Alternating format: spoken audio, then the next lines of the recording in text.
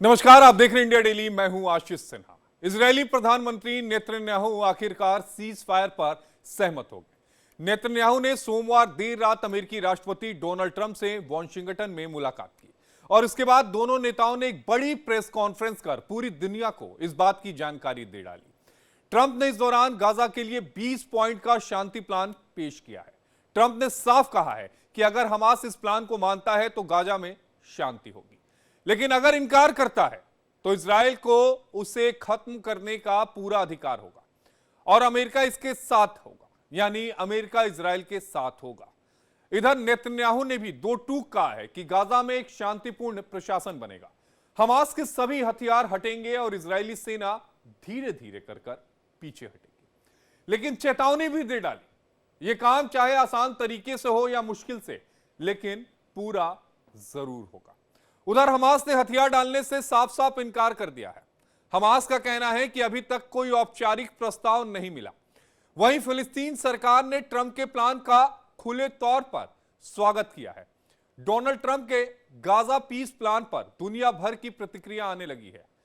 भारत के प्रधानमंत्री नरेंद्र मोदी ने भी ट्रंप के गाजा प्लान का खुलकर समर्थन किया है। पीएम मोदी ने ट्रंप के इस कदम को स्वागत योग्य बताया है और कहा है कि भारत का इसमें पूरा समर्थन है। हम सभी ट्रंप की पहल को लेकर एकजुट होंगे। प्रधानमंत्री नरेंद्र मोदी ने यह बात अपने ट्वीट में कही है। वो ट्वीट आपकी टीवी स्क्रीन पर है। यानी देश और दुनिया के तमाम जो बड़े नेता हैं वो डोनाल्ड ट्रंप के इस गाजा पर जो उन्होंने 20 सूत्री जो एक पीस प्लान तैयार किया है उसका समर्थन कर रहे हैं। और उसी कड़ी में प्रधानमंत्री नरेंद्र मोदी का ये ट्वीट बहुत कुछ कहता है, बहुत कुछ समझाता है, बहुत कुछ बोलता है। इसी पर अपने खास मेहमानों के साथ चर्चा करेंगे, लेकिन उससे पहले आपको ग्राफिक्स के जरिए भी बताने और समझाने की कोशिश करेंगे कि क्या कुछ चल रहा है। हमारे साथ दो खास मेहमान भी जुड़ेंगे, लेकिन क्या कुछ जो मांग की गई है, जो 20 सूत्री मांग है, वो है क्या, वो हम आपको ग्राफिक्स के जरिए आपके टेलीविजन स्क्रीन पर आ गई। तो सीज फायर प्रस्ताव के 20 पॉइंट समझिए। इजराइल हमास के बीच समझौता होते ही गाजा में युद्ध पूरी तरीके से रुक जाएगा। दूसरा, सहमति के बाद इजराइल अपनी सेनाओं को गाजा से धीरे धीरे पीछे हटाएगी। तीसरा, हमास 72 घंटे के भीतर सभी इजराइल बंधकों को आजाद करेगा, छोड़ेगा। चौथा, इजराइल 250 फिलिस्तीनी और अन्य 1700 कैदियों को आजाद करेगा। पांचवा, हर मृत इजरायली कैदी के बदले 15 फिलिस्तीनी कैदियों के शव को लौटाया जाएगा। छठा, हमास के सभी ठिकाने और हथियार गाजा से हटाए जाएंगे। सातवां, हमास गाजा प्रशासन का हिस्सा नहीं बनेगा, यानी जो सरकार बनेगी उसमें हमास नहीं होगा। आठवां, गाजा के लिए अस्थायी तकनीकी सहमति बनाई जाएगी। नौवां, इसकी अध्यक्षता अमेरिकी राष्ट्रपति डोनाल्ड ट्रंप खुद करेंगे, यानी अमेरिका निगरानी करेगा। 10वां, यह बोर्ड गाजा के विकास की योजनाओं को तैयार करेगा, यानी किस तरीके से चरणबद्ध विकास हो। 11वां, गाजा को तुरंत पर्याप्त मानवीय मदद मिली जाएगी, यानी अभी तक जो मानवीय मदद नहीं मिल रही है वो दी जाएगी। 12वां, गाजा में नए व्यापारिक जोन बनाए जाएंगे ताकि गाजा का विकास हो। 12वां, किसी को गाजा छोड़ने के लिए मजबूर नहीं किया जाएगा, किसी को वहां से जबरन नहीं हटाया जाएगा। 13वां, एक अंतर्राष्ट्रीय सुरक्षा बल गाजा में शांति और सुरक्षा जो है वो सुनिश्चित करेगा, एक अंतर्राष्ट्रीय बल वहां रहेगा। 15वां, गाजा पुलिस को प्रशिक्षण जो है वो दिया जाएगा, यानी उनको ट्रेंड किया जाएगा। 16वां, इजराइल मिस्र की सीमाओं पर सुरक्षा और ज्यादा कड़ी हो जाएगी, यानी इजराइल और मिस्र की जो सीमा है। 17वां, युद्ध समाप्त होने पर हवाई हमले और गोलीबारी की जो रोक होगी वो लगाई जाएगी, यानी किसी भी तरह की गोलीबारी नहीं होगी, ना किसी भी तरह से बमबारी करने की कोशिश की जाएगी। 18वां, अंतर्राष्ट्रीय संगठन गाजा में मदद और सुरक्षा की निगरानी जो है वो भी करेंगे, यानी पूरी तरीके से उसकी निगरानी करेंगे। 19वां, इजरायली फिलिस्तीन के बीच स्थायी शांति के लिए बातचीत जो होगी वो शुरू होगी ताकि जो अंतरिम जो शांति है उसे स्थायी तौर पर किया जा सके। आखिरी, गाजा में स्थायी शांति और विकास की नींव जो है वो रखी जाएगी और उसके बाद हम आपको एक और ग्राफिक्स के जरिए बताएंगे कि क्या कुछ इसमें कहा गया। आप समझिए इस चीज को, इसके मायने बहुत हैं। गाजा में स्थायी शांति और विकास की जो नींव रखी जाएगी उसके मायने बहुत ज्यादा है। उसके मायने ये हैं कि गाजा को क्या एक मुल्क के तौर पर फिलिस्तीन को आने वाले समय में मान्यता मिलेगी या नहीं मिलेगी। कुछ और चीजें हैं वो हम आपको ग्राफिक्स के जरिए बाद में बताएंगे, लेकिन खास मेहमान जो हैं वो हमारे साथ आपको टीवी स्क्रीन पर नजर आएंगे। हमारे साथ air vice marshal OP Tiwari ji रक्षा विशेषज्ञ हमारे साथ जुड़ेंगे। हमारे साथ मेजर जनरल अनुज माथुर जी रक्षा विशेषज्ञ हमारे साथ जुड़े हुए हैं। मेजर जनरल अनुज माथुर जी, जय हिंद। प्रधानमंत्री नरेंद्र मोदी का यह ट्वीट जो टीवी स्क्रीन पर चल रहा है, जिसमें उन्होंने डोनाल्ड ट्रंप के फैसले पर सहमति भी जताई है और कहा है कि यह एक बेहतर प्लान है और इससे गाजा में शांति आएगी। पहला रिएक्शन आपका सर। आशीष, जय हिंद। सबसे बड़ी बात तो मैं आपको ये बता रहा हूं कि हमारे प्रधानमंत्री का और हमारे राष्ट्र का सदैव से ये मानना रहा है और ये हमारी ओपिनियन व्यू रही है कि हम चाहते हैं ये समय युद्ध का नहीं है, पूरे विश्व में शांति हो। यही संदेश प्रधानमंत्री नरेंद्र मोदी पिछले 10-12 साल से लगातार पूरी दुनिया को देते जा रहे हैं। ये प्लान जो है, अगर इसमें मैं आगे अब समय मिलेगा तो मैं बताऊंगा 2-3-4 जो रोड़े होने वाले की संभावना है। जी अगर वो रोड़े नहीं लगेंगे तो ये एक बहुत बेहतरीन प्लान है। अगर आपको याद हो तो कल मैंने यही कहा था कि अगर आपको कुछ किसी प्रकार की शांति की आवश्यकता है वेस्ट एशिया में, तो दोनों को जो आप एक्सट्रीम अपनी डिजायर्ड एंड स्टेट्स नहीं रख सकते, दोनों को अपनी एंड स्टेट्स में मेल्ट डाउन लाने की आवश्यकता है और वो मेल्ट डाउन इजराइल की तरफ से आता हुआ नजर आ गया है। अब बॉल जो है वो हमास के पाले में है। हमास को मैं यूं कहूंगा कि हमास को आप छोड़ दें। हमास एक आतंकवादी संगठन है, फिलिस्तीनियों के पाले में है और फिलिस्तीनियों को इस बात का यकीन करना पड़ेगा कि किसी भी प्रकार से हमास इस पीस डील को डीरेल ना कर सके। एक बात आगे और दो तीन चीजें बातचीत करेंगे। जहां तक सवाल प्रधानमंत्री के ट्वीट का है, बहुत बेहतरीन, बहुत ही सोचा समझा, परिपक्व, सुलझा हुआ ट्वीट है और ये हमारे देश की जो स्टैंड पॉइंट है उसके साथ अलाइंड है ये ट्वीट। और हम चाहते हैं कि न केवल पश्चिम एशिया में बल्कि पूरे विश्व में शांति हो। यही बात हम पुतिन और जेलेंस्की को भी कहते रहे हैं और ये बात पूरी दुनिया में शांति हो, इसका हमारा प्रयास है और ये एक बहुत बेहतरीन ट्वीट है। अब जो 2-3 इश्यूज जो मैं बता रहा था, रोड़े, देखिए इसमें एक दो चीजें हमको समझने की जी आवश्यकता है। क्या ये हमास को एक्सेप्टेबल होगा? मुझे नहीं लगता कि हमास को एक्सेप्टेबल होगा। पूर्ण निरस्त्रीकरण हमास का, टनल नेटवर्क को खत्म करना, तमाम इनको पकड़े हुए युद्ध बंदियों को छोड़ना, हॉस्टेजेस को रिलीज करना, ये तमाम चीजें वो इसलिए एक्सेप्ट नहीं कर सकते। अगर यही करना था तो शुरू क्यों की लड़ाई? तो मुझे ये लगता है कि हमास का एक बहुत इंपॉर्टेंट इसमें रोल रहेगा और मुझे लगता है कि हमास ने ऑलरेडी कह दिया है कि हम हथियार नहीं डालेंगे, तो वो एक रोड़ा है। दूसरा दूसरा है जो नेतन्याहू की खुद की कैबिनेट में जो एक्सट्रीम राइट विंगर्स है, जब नेतन्याहू वापस जाएंगे तो वो एक्सट्रीम राइट विंगर्स निश्चित रूप से नेतन्याहू के ऊपर दबाव डालेंगे और जब वो दबाव उनके ऊपर आएगा तो मुझे लगता है कि कहीं इनको भी उसको ठीक प्रकार से हैंडल करना पड़ेगा। मैं ये नहीं कह रहा हूं आशीष कि ये हैंडल नहीं हो सकता, लेकिन निश्चित रूप से एक दबाव एक्सट्रीम राइट विंगर्स की तरफ से आएगा क्योंकि वो ये मानते हैं कि किसी भी प्रकार का 2 स्टेट सोल्यूशन ये इजराइल के लिए गिव अवे या हार की परिस्थिति बनी जाएगी। तो ये तीसरी चीज है, ईरान किस प्रकार का रोल इसके अंदर प्ले करेगा। ईरान के जितने भी इनके जो प्रॉक्सीज हैं, वो तमाम प्रॉक्सीज पिछले 2-2.5-3 और लगभग 3 साल हो गए से लड़ रहे हैं। इतने उन्होंने उनकी जाने गई, इतना उनका नुकसान हो गया है। तो ईरान क्या इस चीज को होने देगा? ये एक और रोड़ा मुझे लगता है कहीं ना कहीं इसमें अटकने की संभावना है। और लास्ट जो बात प्रॉब्लम आने की संभावना है वो ये है कि ये गाजा की बात हो रही है, वेस्ट बैंक की कहीं हमने बात भी नहीं करी है। इजराइल ने यह साफ कर दिया था, कल नेतन्याहू ने यूएनजीए में साफ कर दिया था कि अगर वेस्ट बैंक में इजरायली अगर उनका फिलिस्तीनियों का या हमास का अड्डा बनता, हमास का हेडक्वार्टर बनता है, इट इज इक्वलेंट ऑफ एक कोई अगर 9/11 के बाद अल कायदा का आप न्यूयॉर्क में हेडक्वार्टर खुलवा दें, तो इतना बड़ी बात उन्होंने कही है। तो जब ये क्वेश्चन वेस्ट बैंक पर पहुंचेगा आशीष, तब मुझे लगता है दोबारा इसमें इश्यूज होंगे क्योंकि इजराइल जो है वो वेस्ट बैंक पर अपने स्टैंड पॉइंट को मेल्ट डाउन नहीं करेगा और अगर करने का प्रयास किया तो वो मेरे हिसाब से नेतन्याहू के लिए पॉलिटिकल दी एंड हो सकता है।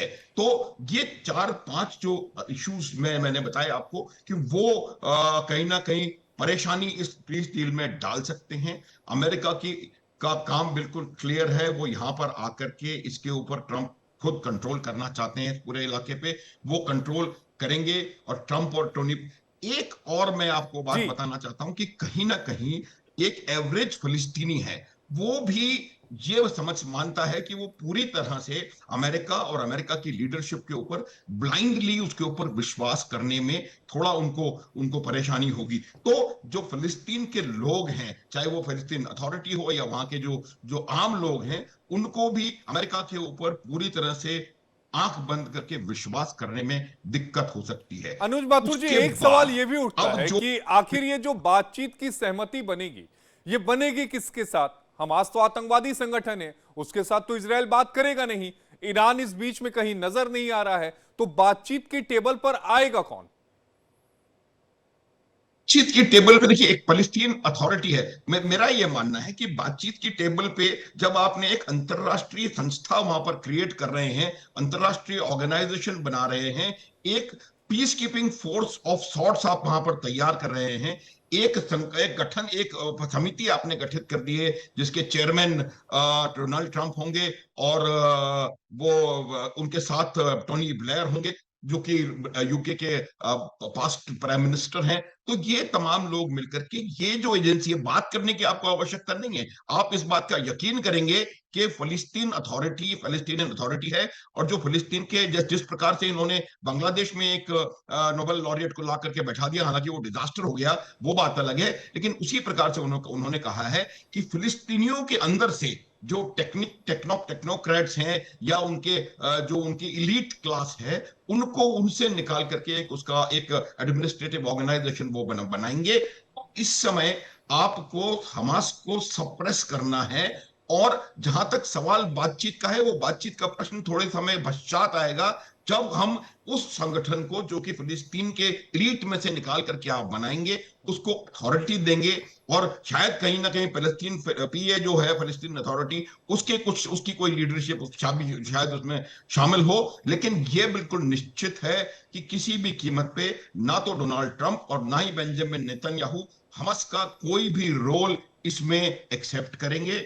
दूसरी बात, वो किसी भी प्रकार से टोटल निरस्त्रीकरण जब तक हम हमास का नहीं होगा, तब तक इसके ऊपर इसको मंजूर नहीं करेंगे। और जो उन्होंने टनल का जो इंफ्रास्ट्रक्चर उन्होंने डिफेंसिव बना के रखा हुआ है, उसका पूरा डिस्ट्रक्शन होगा। तो ये मुझे लगता है नहीं, कि मेजर जनरल अनुज अच्छी माथुर जी, पहल सवाल है। तो यह भी है ना कि क्या हमस जो है वो अपने हथियार को डालेगा? बिल्कुल नहीं, उन्होंने, और वही मैं कह रहा हूं कि उन्होंने ऑलरेडी मना कर दिया है। लेकिन ये बात बिल्कुल साफ कर दी है अमेरिका ने और इजराइल ने, दोनों ने। क्योंकि जब प्रेस कॉन्फ्रेंस कर रहे थे, तो नेतन्याहू ने कहा था कि अगर हमास इसको नहीं मानता है, then I will finish them. Finish what, ये अलग प्रश्न है, लेकिन उनका बिल्कुल क्लियर है जब उन्होंने कहा आई विल फिनिश देम। और फिर अमेरिका, डोनाल्ड ट्रंप ने उसी प्रेस कॉन्फ्रेंस में इस प्रश्न के उत्तर में और या इस स्टेटमेंट के एवज में यह कहा था कि अगर वो नहीं मानते हैं तो you are at liberty to do what you like, और अमेरिका आपके साथ होगा। तो इस प्रकार का उन्होंने, मेरे को लगता है कि जो फिलिस्तीन के लोग हैं, उन लोगों को, जो फिलिस्तीन के इंटेलिजेंसिया है, जो फिलिस्तीन के पढ़े लिखे जो इलीट क्लास है, जो फिलिस्तीन अथॉरिटी में जो शांति चाहते हैं, डेवलपमेंट चाहते हैं, उनको उठ करके सामने आना पड़ेगा। एक और महत्वपूर्ण जो जो बात हुई है, वो ये है कि इजराइल के प्रधानमंत्री ने कतार से माफी मांगी है। कतार से उन्होंने कहा है कि हमने ये किसी भी इंटेंशन से कतार पे हमला नहीं था, हम टेररिस्ट को मारना चाह रहे थे, और जो कतार का एक व्यक्ति इसमें मारा गया है उसके उसके लिए हम माफी मांगते हैं। उसका वो भी एक उसका मीनिंग है, वो इसलिए कि कतार आज भी एक मीडिएटर तो मैं नहीं कहूंगा, एक फैसिलिटेटर का रोल प्ले कर सकता है। कुछ वहां पर फलस्तीन की लीडरशिप, हमास की नहीं, फिलिस्तीन की लीडरशिप कतार में रह करके, और वो एक छोटा सा रोल इस प्रकार से प्ले करता है। तो इसी वजह से डोनाल्ड ट्रंप के मेरे को मालूम है कि डोनाल्ड ट्रंप के निर्देश पे ये कहा किया गया है। उन्होंने कहा है ये न केवल कतार के लिए है, बल्कि और कुछ अरब देशों को एक मैसेज किया है। जो बातचीत हुई है अरब देशों की अमेरिका के साथ एक दिन पहले, उसका कहीं ना कहीं ये परिणाम है। और उन्होंने शायद कहा होगा कि भाई ये माफी मांगे या कुछ जो इस प्रकार की कोई बात हुई होगी, और यही वजह है कि वो नेतन्याहू जो बार बार कह रहे थे कि हम ये कर देंगे, जो भी इनको गार्ड करेगा या शील्ड करेगा हम उनको तबाह कर देंगे, वो एकदम से मेल्ट डाउन हो गया है। वो मेल्ट तो डाउन यही हो मैं गया कल जी। भी कह रहा था कि जो एक एक हाँ reaction air vice stand marshal point जी ओपी तिवारी जी से भी ले लेता हूं। ओपी तिवारी जी, अभी हम लोग चर्चा भी कर रहे थे अनुज माथुर जी और मैं कि बातचीत से रास्ता निकलेगा, लेकिन सवाल तो यही है कि बातचीत किससे होगी? हमास के साथ बातचीत नहीं होगी, फिलिस्तीनी के साथ बातचीत होगी, लेकिन क्या हमास बात मानेगा, या फिर इसी तरह जो खंडहर में 80% जो गजा की तस्वीरें हम दिखा रहे हैं तबाह हो चुका है, महज 20% बचा है, वो भी कमोबेश यही ढेर नजर आएगा फिर? ये आशीष जी देखिए, ये कोई एरिया बहुत बड़ा नहीं था। हम्म 40 किलोमीटर बाय 10 किलोमीटर, इसको कॉम्बिंग करके क्लियर किया जा सकता था। हम्म और हमास की ताकत कैसे बढ़ी है हम्म इतने दिन के वॉर के बाद? हमास अभी भी ताकतवर है, इसका मतलब कोई अंदर से उनकी हेल्प कर रहा है, हम्म कुछ तो कर रहा है, जिसको इनको इसराइल जैसे सक्षम लोग, सक्षम देश, जो इंटेलिजेंस इतनी स्मार्ट है, वो कुछ नहीं कर पा रही है। पहले इनको डर था कि शायद जो हमने हॉस्टेजेज इन्होंने बना रखे हैं उनको बचा कर रखा होगा, उनको मारने के कहीं मर ना जाए, इसलिए वो कॉशियस हो रहे थे। अभी क्यों नहीं कर पा रहे? इनके विजडम से बाहर है। अब टॉप लीडरशिप इन्होंने कतार में खत्म कर दी। अब ये कहे कि कतार में ये जो लोग गए थे तो कतार को मालूम नहीं था? कतार को बिल्कुल मालूम था। कतार, सऊदी अरेबिया भी ये हमास को, पैलेस्टीनियन के रिफ्यूजी है, इनसे बहुत परेशान है। वो भी नहीं चाहते कि अपने देश में आए ये लोग। हम्म ठीक है, तो ये ऊपर, लेकिन ऊपर से अपनी जनता को खुश रखने के लिए दिखाना पड़ता है उनको कि हम उनके पक्ष में हैं, लेकिन करना कुछ भी नहीं चाहते। अगर कतार नहीं चाहता तो वो टेररिस्ट जो वहां बैठे हुए थे टॉप लीडरशिप, उनको डिस्ट्रॉय नहीं किया जा सकता था। अभी देखिए जितनी ऑर्गेनाइजेशन है, जॉर्डन है, सऊदी अरेबिया है, या सब में राजा है, रूल कर रहे, राजा है और बड़ी समिति है, वो कभी भी नहीं चाहेंगे कि यहाँ इतने टेररिस्ट आ जाए, इतने रिफ्यूजी आ जाए ताकि यहाँ का वातावरण खराब हो जाए। वातावरण देखिए, यूरोप का ऑलरेडी खराब होना शुरू हो चुका है। हम्म इतना प्रेशर पड़ रहा है कि इनके कुछ देश को रिकॉग्नाइज करने के लिए तैयार हो गए हैं, हम्म जबकि वो बिल्कुल खिलाफ है। हम्म मतलब इनके इजराइल के बिल्कुल ही खिलाफ है, और फिर भी कैसे, किस तरीके से विडंबना चल रही है, ये देखने की बात है। देखिए 1945 में सेकेंड वर्ल्ड वॉर खत्म हुआ था, और 2025 80 साल हो गए हैं। 80 साल में नेचर का भी अपने नियम होते हैं, कुछ ना कुछ अवश्य गड़बड़ करेंगे। अभी देखिए इजराइल को सपोर्ट यूएस का है, नाटो नाटो से उसने, यूएस ने कहा था कि हम आपको हथियार देंगे लेकिन पैसे आपसे लेंगे, तो नाटो, यूएस ने तो अपना उल्लू सीधा कर लिया, अपनी इनकम तैयार करके बैठे हुए हैं। लेकिन नाटो देश जो है, और यूरोपियन देश है, वो पैलेस्टीनियन को क्यों रिकॉग्नाइज करने के लिए तैयार बैठे हुए हैं, क्यों कर रहे हैं, ये समझ से बाहर आ रहा है। अभी जिस तरीके से रशिया ने भी इनके ऊपर अटैक किया है, अटैक तो नहीं किया, लेकिन रशिया जिस तरीके से अपने ड्रोन्स भेज रहा है उनके ऊपर, जिनके पास एक्सप्लोसिव नहीं है, तो उनकी औकात भी दिखा रहा है कि आपको हम ऐसे देश में भेज रहे हैं तो रिएक्ट नहीं करेंगे। तो काफी कंफ्यूजन चल रहा है, और किस तरीके से ये विश्व हेड कर रहा है, किस डायरेक्शन में, ये कहना बहुत मुश्किल है, लेकिन सही डायरेक्शन बिल्कुल नहीं है। एक भी युद्ध शांत करने के पक्ष में ये लोग तैयार नहीं बैठे हैं। यूरोपियन यूनियन, नाटो, छोटे छोटे देश है, लेकिन ये सब इकट्ठा हुए हैं, लेकिन इनको अभी तक ये यूक्रेन को बर्बाद करने के चक्कर में क्यों पड़े हैं, ये अपने समझ के बाहर नहीं है। इनको समझ क्यों नहीं आ रही है, इवन यूक्रेन के लीडरशिप को समझ में नहीं आ रही है। अब हमास और पैलेस्टीनियन, हमास को उठाया था इसराइल ने, हमास में जितनी बिल्डिंगें बनी थी इसराइल के पैसे से बनी थी, तो उनको उठाने की कोशिश की थी कि जाके पैलेस्टीनियन को दबाया जा सके, वेस्ट बैंक कब्जा किया जा सके, लेकिन इनको इतना उठाया कि इनसे बहुत बड़े हो गए हैं। तो ये शांति की तरफ कब आएगा, ये कहना बहुत ही मुश्किल है जवाब जी, बहुत मुश्किल है। नहीं, लेकिन जब तक ओपी कोई तिवारी इनको जी, सपोर्ट कर, ये साफ कह दिया गया डोनाल्ड ट्रंप की तरफ से कि अगर इन 20 सूत्री मांगों पर सहमति नहीं बनती तो इजरायल अपनी तरफ से हमले को जारी रखेगा और अमेरिका का पूरा समर्थन जो है वो मिलेगा। यानी अगर हमास जो है वो हथियार को नहीं छोड़ता तो फिर इजरायली हमले और ज्यादा बढ़ जाएंगे, और मुझे लगता है कि 2-3 दिनों से ज्यादा का काम नहीं बचा होगा वहां पर। बिल्कुल सही है सहमत। अगर ये एक्चुअली एक कॉम्बिंग, माथुर साहब ज्यादा बताएंगे, ये जो कॉम्बिंग ऑपरेशन अगर आर्मी सही ढंग से शुरू करती है तो इतना मुश्किल काम नहीं होता। वाली परेशानी है कि पॉपुलेशन ज्यादा है, इनका माथुर साहब का एक्सपीरियंस बहुत ज्यादा है इस फील्ड में, लेकिन कॉम्बिंग ऑपरेशन को क्लियर करना आवश्यक है। बाहर से बिल्डिंग डिस्ट्रॉय कर रहे हैं, इनके पास कितने हथियार पड़े हैं, क्या इंटेलिजेंस है, ह्यूमन इंटेलिजेंस है कि नहीं है, तो इजराइल टफ नहीं होगा। इजराइल ने सब जगह बाहर से तो हथियार सप्लाई करने की सारी कोशिश कर दी, और बंद करने की मेरे ख्याल से करा कि कोई सप्लाई नहीं आएगा, लेकिन इनके पास क्या पड़ा हुआ है, अब इसराइल को तो एक ठोस कदम और धीरे धीरे करके पूरा पूरा 10-10 किलोमीटर का स्टेप लेके इनको क्लियर करना पड़ेगा, ताकि एक पूरा ही खत्म हो जाए इन्हों धीरे धीरे। अदरवाइज कुछ इकट्ठा होते हैं, अटैक कर देते हैं। इसराइल भी छोटा सा ही देश है और कुछ भी कर सकते हैं। बात बिल्कुल सही कह रहे हैं, लेकिन कॉम्बिंग किस तरह से होगी? मेजर जनरल अनुज माथुर जी, क्या स्ट्रेटजी जो है वो इजराइल को अपनानी चाहिए अगर ये बातचीत से समाधान नहीं निकलता है? जिस कॉम्बिंग स्ट्रेटजी की बात अभी कर रहे थे ओपी तिवारी जी। देखिए आशीष, जो सबसे डिफिकल्ट ऑपरेशन मिलिट्री पार्लेंस में होता है, सबसे ज्यादा मुश्किल ऑपरेशन वो होता है इस प्रकार की फोर्स के साथ या इस प्रकार के शत्रु के साथ बिल्ट अप एरिया में लड़ाई लड़ना। हालांकि वो बिल्ट अप एरिया बहुत उसमें तब्दील हो गया है मलबे में, लेकिन बिल्ट अप एरिया में इस प्रकार की लड़ाई लड़ना बहुत ज्यादा मुश्किल काम है। उसमें जब देखिए, जब जो फलस्तीन के लोग अगर इस चीज को इसमें मदद करने का प्रयास करेंगे, वो कोशिश करेंगे, तो वो तभी कहीं जाकर के इस कॉम्बिंग ऑपरेशन को आसानी से सकेगा। इस प्रकार के जो टेररिस्ट ऑपरेशंस होते हैं या जो इस प्रकार के इंसर्जेंसी ऑपरेशंस होते हैं, उसमें जो वहां के लोग हैं उनका साथ जो है वो बिल्कुल वाइटल होता है। अगर एक फलस्तीनी ऑर्गेनाइजेशन वहां पर तैयार हो जाएगा जो कि ये समझ जाएगा कि उनकी समस्याओं की जड़ हमास और हमास का एक बेलिजरेंट रुख रहा है, तो मुझे लगता है कि वहां पर जब उनका सपोर्ट उनसे खत्म हो जाएगा तो इस प्रकार के ऑपरेशन करना आसान हो जाएगा। ये कहने के लिए तो 365 वर्ग किलोमीटर का टोटल एरिया है, जो कि दिल्ली से मेरे ख्याल से एक तिहाई आधा तो कम से कम है, लेकिन इसको पूरी तरह से उनसे कॉम्ब आउट करना आसान नहीं होता। एक टर्म होती है मिलिट्री में, रेजिडुअल कॉम्बैट पोटेंशियल। अब इनका रेजिडुअल कॉम्बैट पोटेंशियल बहुत हद तक डिग्रेड हो चुका है, लेकिन अब भी कहीं ना कहीं से इनके पास कुछ हथियार पहुंच रहे हैं। तो दो तीन चीजें हमें करने की आवश्यकता पड़ेगी अगर इजराइल को करना, if it comes to that finally, कि आपको एक तो ये पूरी तरह से यकीन करना पड़ेगा कि किसी भी प्रकार से कोई भी सामरिक मदद, कोई भी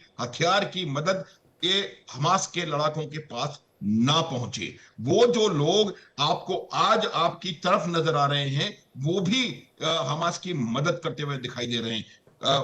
डायरेक्टली मैं नहीं कहना चाह रहा हूं, लेकिन हो सकता है कि हमास को कुछ हथियारों की मदद कतार से या सऊदी अरब से या कहीं और से भी उनको कहीं ना कहीं मिलती हुई नजर आ रही है। पाकिस्तान का इसमें एक बड़ा डूबियस सा रोल है। तो मेरा यह मानना है कि हम इनकी इस प्रकार की मदद को पूरी तरह से ड्रेन आउट कर देंगे और उसके बाद इनको एक सीरीज में एक किलोमीटर बाय किलोमीटर इसको क्लियर करना पड़ेगा।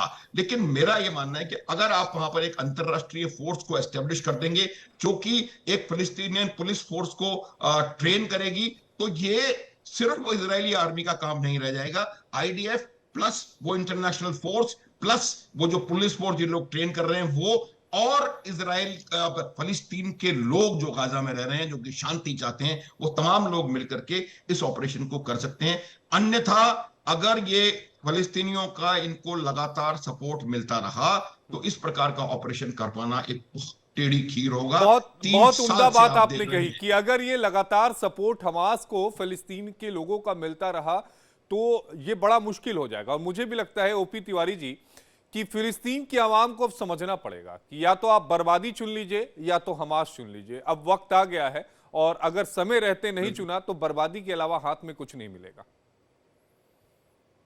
से सहमत हूं, उनको लोगों को समझना चाहिए। लेकिन देखिए, जब पैलेस्टीनियन के साइड से सपोर्ट जो मिल रहा है, उनको तो ह्यूमन मैन पावर का ही सपोर्ट है। आर्मामेंट का सपोर्ट कहां से मिल रहा है? उन्होंने सी लाइन करे, उन्होंने ब्लॉक कर दिया। उधर इधर इजराइल है, नीचे इजिप्ट ने मना कर रखा है। तो कुछ तो परेशानी है। जहां कुछ रख रखा किसी तरीके से आ रहा, हो सकता है कि इजराइल के कुछ लोग कहीं से दे रहे हो, ये समझ में नहीं आ रहा। अब इनके पास जो भी इक्विपमेंट है, जो भी रॉकेट से एक छिपा के रखे हुए हैं, एक छिपाने के चक्कर में कम से कम 10-15 सिविलियन की मौत हो जाती है। बिकॉज जैसे इजराइल को इंटेलिजेंस मिलता है कि यहाँ पर कुछ है, वो स्ट्राइक करते हैं। और जहां सिविलियन पॉपुलेशन, बिकॉज उनको शील्ड बना कर रखा हुआ, तो मारे जाएंगे।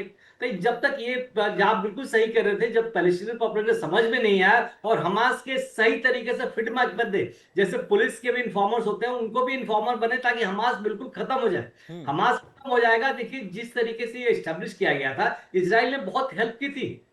हमास को गाजा स्ट्रिप को डेवलप जी। करने में कितनी बिल्डिंगें बनी, कितने लोग आते थे, बॉर्डर था, खाना खाते थे, वापस जाते थे, अर्न करते थे, वापस जाते थे। तो वो चाहते थे कि भाई प्रॉस्पेरिटी जब शुरुआत हुई थी 10-15 साल पहले, ये प्रॉस्पर हो जाए और इनके जीने का साधन अच्छा बन जाए, तो हो सकता है शांति हो जाए। लेकिन ये हमास में जो डिस्ग्रंटल लोग हैं, जो उनके टॉप एचेलॉन हैं, उनको पता नहीं क्या चाहिए था और किसके बहकावे में आके उन्होंने बल्कि बिल्डिंग नहीं बनने दी, बल्कि टनल बनाया और इक्विपमेंट इकट्ठा कर लिया और इधर से इक्विपमेंट करके ये सरप्राइज जो अटैक कर दिया उनके ऊपर। तो जिसके हाथ में जो इनको खिला रहा है, नहीं नमक ओपी खिला रहा है, तिवारी जी, उसको ये क्या तो पड़ेगी? सीधी एक कहावत है ना कि जिस थाली में खाया उसी थाली में इन लोगों ने छेद कर दिया और उसमें सुराख करने की कोशिश की और उसी थाली को खत्म करने की, ना सिर्फ छेद करने की बल्कि खत्म करने की कोशिश ये करने लगे। बिल्कुल सही है सर। देखिए मतलब जिसकी बदौलत, जिनकी वजह से इनको एस्टैब्लिश होने का चांस मिल रहा था, अच्छी तरीके एग्जिस्टेंस चल रहा था, अब ये कौन है, किसके बहकाव में आए? अपने आप तो ये लोग करेंगे नहीं। जिनको खाने की मुश्किल हुई है वो अपने आप इस तरीके एक्टिविटी पे नहीं आते। कितनी जल्दी बहकाव में आके, और वहां से जो यूथ है, वो जिसको पढ़ाई नहीं कर रहा, कुछ नौकरी ज्यादा नहीं मिली है, उनको आसानी से भड़काया जा सकता है, जैसे हमने कश्मीर में ही देखा, कई जगह देख रहे हैं, आजकल भी देख रहे हैं। आई लव मोहम्मद में जो बेकार यूथ है उनको आसानी से भड़काया जा सकता है। तो उस तरीके से भड़काए जाते हैं। लेकिन कोई भी टेररिस्ट एक्टिविटी विदाउट फंडिंग से नहीं बढ़ता। ये देखना है कि फंडिंग कौन कर रहा है।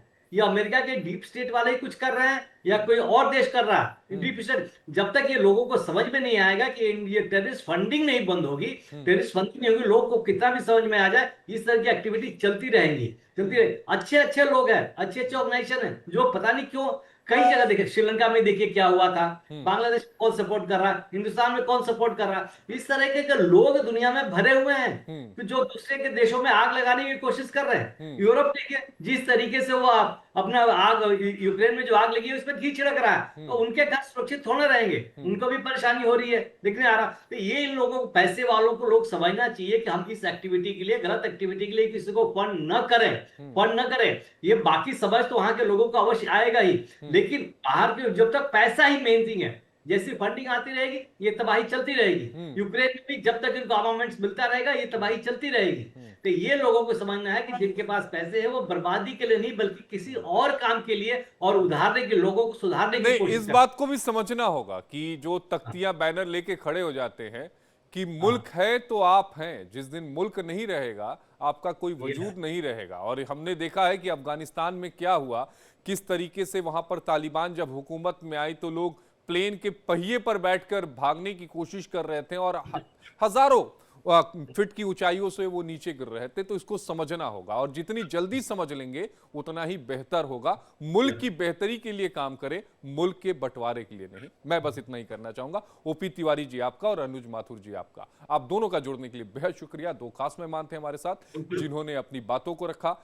अब देखना यह होगा कि क्या हमास हथियार को सरेंडर करता है या नहीं, और अगर नहीं करता है तो यह तय मान के चलिए कि जो 20% गाजा बचा हुआ है वो भी पूरी तरीके से इजराइल उसको महज कुछ दिनों में बर्बाद कर देगा। तो फिलिस्तीन की आवाम को अब सोचना है, साथ उनका विकास को देना है या फिर हमास जैसे आतंकी संगठन का।